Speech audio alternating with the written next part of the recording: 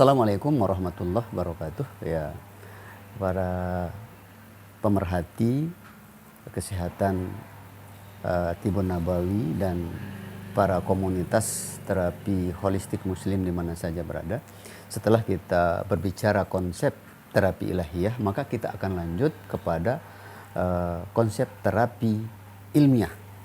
Nah, apa itu konsep terapi ilmiah? Ya, merupakan konsep terapi yang datanya, terus testimoninya, dan apa saja yang ada di dalam terapi ini harus berdasarkan bukti tesis, data-data validasinya adalah jelas, dan semua klien-klien yang akan kita lakukan terapi itu kita berikan data yang sangat jelas. Nah, apa yang akan kita bicarakan dalam konsep ilmiah ini? Maka perlu kita akan belajar anatomi, fisiologi, neurologi, dan ruas tulang belakang. Nah, sebelum seorang terapis masuk di dunia terapi, khusus untuk terapi holistik muslim Indonesia ini, karena kita berbicaranya secara totalitas, maka yang perlu kita ketahui adalah pertama adalah ruas tulang belakang ini. Nah, ini ruas tulang belakang ini dibagi menjadi 4. Ya, kalau kita bilang 5. Satu yang ini koksik, ini tulang ekor. Lalu ini sakrum. Ini sakrum 5, 4, 3, 2, 1. Lalu lumbar. Lumbar 5, lumbar 4, lumbar 3, lumbar 2, lumbar 1. Lalu ada yang namanya torakal. Torakal ini ada 12.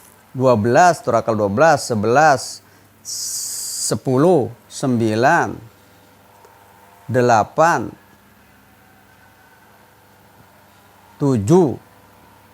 6, 5, 4, 3, 2, 1. Lalu ada yang disebut cervical. Cervical 8, cervical 7, cervical 6, cervical 5, cervical 4, cervical 3, cervical 2, lalu ini di bawah otak ini cervical 1 di sini. Cuma di sini nggak kelihatan di sini.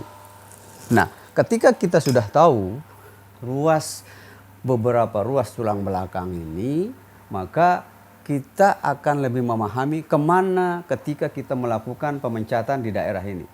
Karena kalau kita salah aja cara memencatnya, akan terjadi disposisi dan dislokasi. Misalnya, kalau kita mencet agak ke sini, kalau dia bengkok begini. Nah, ini susah kalau sudah, karena ini di dalam. Kalau ini kan contoh daripada ruas tulang belakang. Nah, ketika ada terjadi disposisi dislokasi, maka segera kita akan ada metodologi pembenaran tulang belakang itu banyak sekali. Nah, ini cuman kita tarik set gini, dia akan lurus. Nah, kembali akan lurus seperti ini. Nah, ini. Nah, tapi kalau kita salah cara meluruskan juga agak berat. Nah, di samping kita mempelajari ruas-ruas tulang belakang dan saraf-saraf tulang belakang ini, perlu kita juga mempelajari organ di sini. Karena semua organ yang di sini ini seperti paru-paru, ini jantung, ini limpa, ini ini empedu, ini hati, ini lambung, ini usus halus, ini usus besar, ini usus 12 jari. Perlu kita tahu posisi dan letaknya. Dan ketika kita melakukan pemencatan di area belakang seperti ini, maka itu akan terkait dengan hubungannya dengan organ.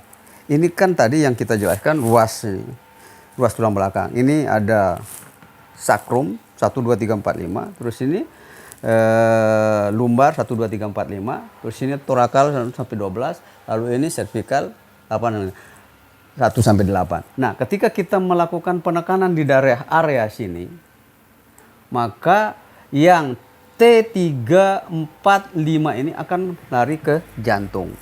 Kalau dia T8, 9, 10, 11 itu akan larinya ke area lambung. Maka ketika kita sudah mempelajari organ dan ruas tulang belakang, kalau kita sudah paham, paling tidak ketika melakukan terapi itu paling tidak kita paham, tahu dan kemana larinya ketika kita melakukan terapi pemecatan. Misalnya di area lumbar 5 bisa lari ke bawah ke pinggang, bisa lari ke kaki.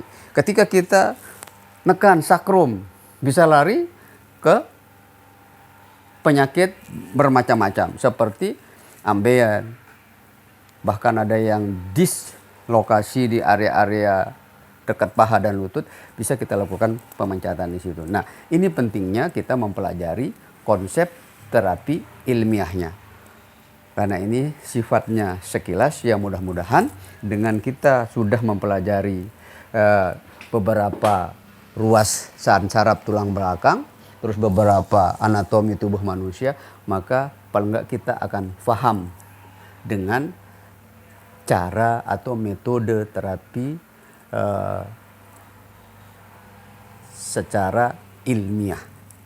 Demikianlah para pendengar, para pemerhati terapi Tibun Nabawi dan komunitas terapi holistik Muslim Indonesia di mana saja berada. Assalamualaikum warahmatullahi wabarakatuh.